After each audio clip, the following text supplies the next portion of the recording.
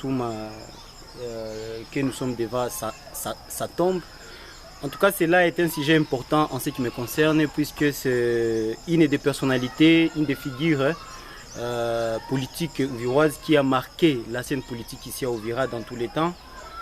Oui, c'est là l'immortalisation de ces fils d'Ouvira est fondée parce que c'est un de ceux-là qui avait lutté aux côtés du fait Mosé Laurent Désiré Kabila afin de pouvoir libérer ce pays de la dictature de Mobutu Sese Seko Kongwendu à Zabanga. À part cela, il est un des fils qui a vraiment donné la valeur aux hommes politiques ouvirois, puisqu'il est un des pionniers qui a si inculqué dans l'homme politique ouvirois qu'il faut se souvenir de chez soi.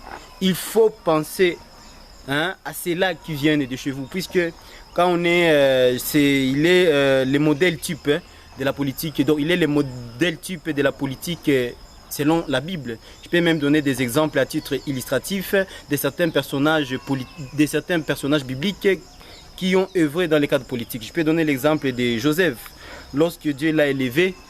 En tout cas, après avoir l'élevé en tant que Premier ministre à l'étranger, il l'a œuvré pour aider ses frères.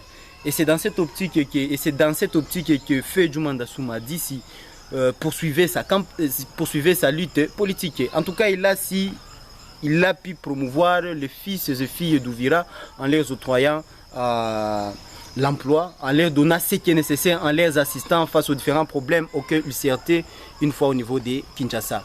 En tout cas, c'est un digne fils d'Ouvira, c'est un digne fils de la RDC, puisqu'il fait partie de ceux-là, des martyrs, puisqu'il est même mort pour la cause politique ici chez nous. En tout cas, il fait partie de ceux-là qui ont laissé son sang pour la cause noble qui est celle d'Ouvira. Il a sauvé ce pays de la main de la dictature aux côtés du fait Mosé Laurent Désiré Kabila. En tout cas, cet argument, cette raison fait en sorte que je ne cesse de m'élever d'une manière acharnée afin de pouvoir solliciter du jour le jour auprès des autorités urbaines, je parle d'ici à Ouvira, et auprès des autorités provinciales comme aux autorités nationales, afin de songer comment immortaliser Djouma Ndassouma. Et j'ai toujours sollicité à ce qu'on nomme une des entités dans la ville d'Ouvira. Là, je parle, ça peut être un quartier, ça peut être une avenue, ça peut être une place publique.